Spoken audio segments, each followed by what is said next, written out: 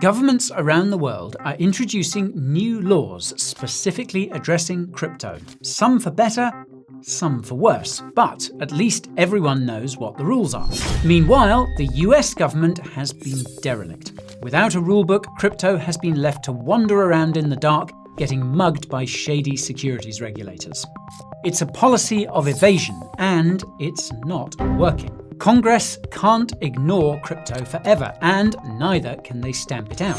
This means it's only a matter of time before crypto laws make it onto the books in the US. So today, we take a look at some of the most recent proposals, how likely they are to become law, and what it all means for crypto. Stay tuned. I'll start by reminding you of how federal laws are passed in the United States. But if you paid attention in school, then feel free to use the timestamps below to skip ahead. Anyway, the US Congress consists of two chambers, the House of Representatives and the Senate. Proposed legislation, also known as a bill, can be written by anyone, but for it to be considered by Congress, it has to be introduced by a member of Congress. New bills can begin life in either the House or the Senate. After being brought before the House or Senate, a new bill will be scrutinized first by a subcommittee and then a committee of members who focus on a specific policy area. In this stage, lawmakers can invite in, or in some cases compel, experts, advocates, and opponents to appear and provide testimony. If both the subcommittee and committee agree to move forward with the bill, it's reported to the chamber floor, where the majority party leadership schedules it for consideration by the entire chamber. This stage is a little precarious for the bill because if it's scheduled several months down the line, or in some cases not at all, this can effectively kill it. Anyway, once the scheduled day comes, the bill is debated and often amended before being voted on. If the vote returns more yeas than nays, then the bill will be sent to the other chamber, where it goes through more or less the same process, from subcommittee to committee to consideration by the whole chamber. If both chambers of Congress pass the bill with a simple majority, then it's submitted to the president to either be signed into law or vetoed. Fun fact, if the president doesn't act within 10 days, the bill automatically becomes law. Anyway, that is the textbook version. In practice, however, it's not easy for individual members of Congress to introduce a new bill and have it actually reach the president's desk. There are countless hurdles that can block a bill, from scheduling shenanigans and filibusters to powerful opposition lobbies. This has led to some interesting phenomena, such as the Christmas tree meta. Where there is a bill that has a good chance of being passed by both the House and the Senate, lawmakers will often seek to decorate it with amendments containing their own legislative agenda, which may have nothing to do with the actual contents of the bill. Okay, that's the recap done. Now let's take a look at what crypto bills are making their way through the congressional pipeline at the moment. Block van der Chainhausen, that was a brutal game of rugby. You and the rest of the team must be hurting after that defeat. Yeah, look, it was so tough out there today, you know. Everyone put their bodies on the line, everyone stood up to be counted, but yeah, we're gutted not to come away with a win, for sure. So you came up against a very physical side who were up for a battle all over the park. Did the fact that they had the Coin Bureau deals page behind them count against you? Yeah, look, for sure, any side that has that sort of firepower backing it up is always going to be hard to break down. Any team in the world is going to want the Coin Bureau deals page in its locker, for sure. Those 70% trading fee discounts and $100,000 sign-up bonuses, they really seem to make the difference in the second half. Yeah, look, I'm not going to lie, bro, we could not compete on that level, and when the other side were able to deploy those massive discounts on hardware wallets, then it was pretty much game over at that point, for sure, yeah. Now, Block, obviously everyone back home is going to be hugely disappointed with today's result. Is there any message you'd like to send to your fans? Yeah, look, what can I say, but they should check out the Coin Bureau deals page, you know. You have to recognise quality when you see it, so yeah, hats off to them, they made the difference out there today, for sure. Wise words to finish, thanks, Block. Yeah, all good, bro, yeah. So the first bill that you should be aware of is the Bitcoin Act of 2024. Music to my ears already. This is the short working title of a draft bill introduced by Republican Senator Cynthia Lummis of Wyoming. Now, you'll remember that Donald Trump spoke at the Bitcoin Nashville conference in July. During his speech, he pledged to treat the government's BTC holdings as a, quote, strategic national Bitcoin stockpile. But notably, while Trump promised not to sell the government's BTC holdings, he stopped short of pledging to have the Treasury actively accumulate more. However, just a few minutes after he left the stage, Senator Lummis appeared holding a draft copy of the Bitcoin Act of 2024. Anyone left underwhelmed by Trump's pledge will have been delighted because Lummis's bill proposes a federal government Bitcoin purchase program. Under this program, the Treasury would accumulate up to 1 million BTC over 5 years. This would bring the government's holdings to more than 1.2 million BTC, or 5.7% of the max supply. The bill would also prohibit the government from selling any BTC for a period of 20 years, unless it's sold to pay off the national debt. Lummis claims that the US will be, quote, debt-free because of Bitcoin. But this seems like wishful thinking because the US national debt is currently north of $35 trillion. So just for illustrative purposes, to repay this with Bitcoin, the US Treasury would have to accumulate all 21 million BTC and then sell the entire supply at $1.7 million per coin. Well, you have to admire the ambition. Anyway, the senator's bill sits on a spectrum in between Donald Trump's stockpile and the strategic reserve proposed by former presidential candidate Robert F. Kennedy Jr. At the time of making this video, Trump has not suggested that his administration would buy any new Bitcoin, whereas RFK Jr. has advocated accumulating a strategic reserve of 4 million BTC. And recently, RFK Jr. dropped out of the race and announced his support for Trump, who has returned the favor by inviting Kennedy to join his transition team if he's elected. As such, it's quite possible that RFK Jr. could end up working in a second Trump administration, where he might advocate for a Bitcoin purchasing program more ambitious than the one proposed by Senator Lummis. This is pure speculation, though. At the moment, Lummis's bill is the only concrete proposal in Washington to have the US government buy Bitcoin. And to be honest, we're not exactly sure how concrete it is. After all, it is an election year, and members of Congress have been known to introduce eye-catching bills that have no chance of becoming law just for the sake of publicity. We're not here to impugn Senator Lummis's motives, but Congress has failed to pass crypto legislation far more vanilla than the Bitcoin Act, so it does seem like a pretty long shot. But, on the other hand, the Senate is unlikely to consider the bill before this year's elections. The Senate is only narrowly controlled by the Democratic Party at the moment, and it could well flip Republican in November. If that happens, Lummis predicts that the pro-crypto Senator Tim Scott of South Carolina could become the chair of the Senate Banking Committee, on which she also currently sits. And under these conditions, the Bitcoin Act might really have a shot at becoming law. And by the way, if you're enjoying this video so far, drop us a like, subscribe, and ping that bell button too. You'll give this video a boost and put yourself first in line for our next upload.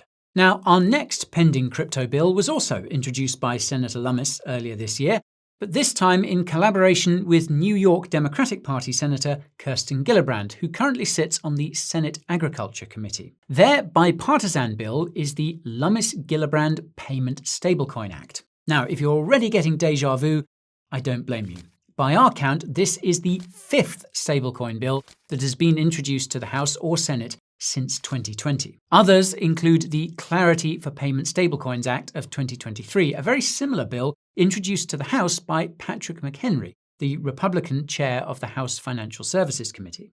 Now, the Lummis-Gillibrand bill supersedes a previous bill introduced by the two senators in 2022, and then reintroduced in 2023, the Responsible Financial Innovation Act. That bill, like the FIT21 passed in the House earlier this year, was an attempt at comprehensive crypto regulation that would likely struggle to make it through the current Senate. Stablecoin legislation has also failed on multiple occasions, but it is still being prioritized as the most viable first baby step towards regulating crypto more broadly. This is just because stablecoins are more palatable to skeptical lawmakers than other cryptocurrencies.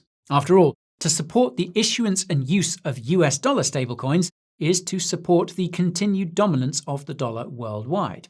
De-dollarization of the global economy may be happening slowly, but it is a real phenomenon that is likely to continue. As such, helping dollar stablecoins keep their lead seems like an easy win for Congress. And that's not to mention the material benefit to the Treasury that comes from issuers buying US government debt to back their stablecoins. So, stablecoin regulation makes a pretty good gateway drug for Congress. But would it be good for stablecoins? Well, let's see. The Lummis-Gillibrand Payment Stablecoin Act inherits many of the same provisions from previous stablecoin bills. You can think of these provisions as the stablecoin bill starter pack.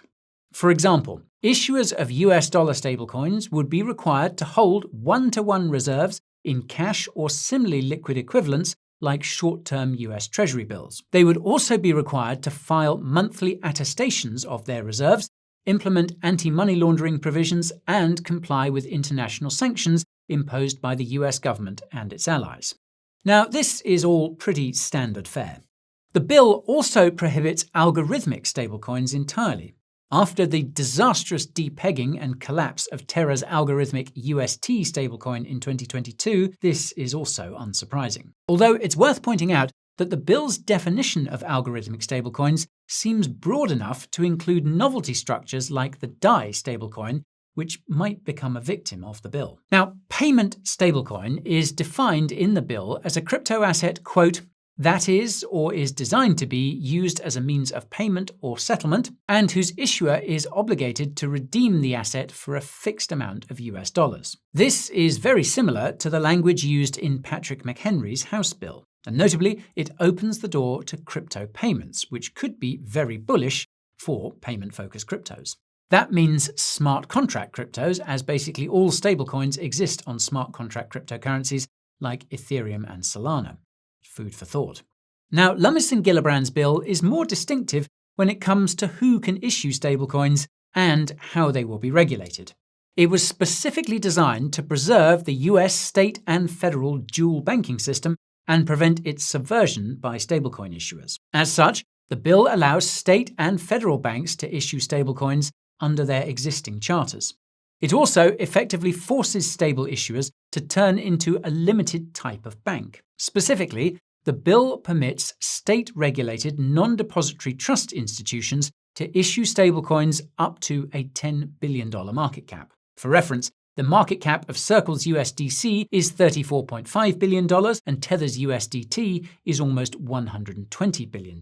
So, clearly, they need not apply. For non-banks to issue stablecoins in excess of $10 billion market cap, they would have to obtain a depository institution charter from the Federal Office of the Controller of the Currency. So, what does all this actually mean for existing stablecoins? Well, the bill seems to be showing Tether the exit, as it would not be compliant under the current circumstances. Thanks to an extraterritorial clause in the bill, US entities would be prohibited from holding or transacting in USDT, as Tether is headquartered in the British Virgin Islands, supposedly. Aside from Tether's offshore status, it also only redeems USDT amounts above $100,000 and reserves the right to refuse redemption at any time and for any reason. This also makes Tether non-compliant. In addition, the bill's reserve requirements would also disqualify Tether, as USDT is partially backed by riskier assets, again making Tether non-compliant. However, most of USDT's transaction activity is driven by retail users and remittances outside the US, so while the bill would be a blow to Tether, it probably wouldn't be fatal. Now, Senator Lummis has been quite explicit about how the bill picks winners and losers. She openly favours Circle over Tether, which is not surprising when you consider that Circle is headquartered in the US, while Tether is offshore. However, the bill might also put Circle's feet to the fire. Currently, Circle lacks the corporate structures needed to comply, so to continue operating, it would have to seek further licensing. Paxos has demonstrated that this is possible by obtaining a limited-purpose trust charter in New York. But if regulators don't want to play ball with Circle, its business could easily be disrupted. Now, another novel element of Lummis-Gillibrand's bill relates to stablecoin failures.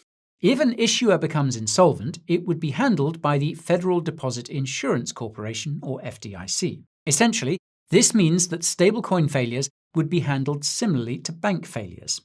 This is quite ambitious, and it may be tricky to get crypto skeptics in Congress to vote for such a provision. Senator Gillibrand has said that the bill was drafted in collaboration with the relevant federal and state agencies, and it certainly looks like it was. Now, ultimately, this bill is less about legitimizing existing stablecoins and adding consumer protections than it is about empowering banks vis-à-vis stablecoin issuers. This is not exactly great news for any stablecoin issuers, unless, of course, Circle can obtain the necessary licenses to continue operating, in which case Lummis-Gillibrand are basically handing it a monopoly in the US. That, of course, would be very good for Circle and the US government. However, having a stablecoin monopoly that is subject to heavy regulation by the federal government is a recipe for centralization and censorship. Although, that said, it's not like the current Circle Tether duopoly is particularly decentralized or indeed censorship resistant. They both regularly freeze assets at the behest of governments around the world. Regulation that brings stablecoins closer under the purview of banks and federal regulators is likely to only streamline this process further. And in this sense, the Lummis-Gillibrand bill is a reminder of the US crypto industry's regulatory dilemma. Basically, you're damned if you do, and you're damned if you don't. Without coherent regulation, the SEC is likely to continue harassing the industry unchecked. Chairman Gary Gensler has even said that stablecoins are securities, which is just nuts. Clearly, we can't go on like this. The Lummis-Gillibrand bill and Representative McHenry's parallel bill in the House would classify stablecoins as non-securities. But while this should keep the SEC at bay, crypto would be subject to more invasive control by the government and the Federal Reserve. Anything that does not empower the government with more control over crypto is unlikely to become law in the current Congress. Then again, of course, election season is underway. As Senator Lummis put it back in April, quote, "We're getting close to the time here in Congress when politics takes over policy."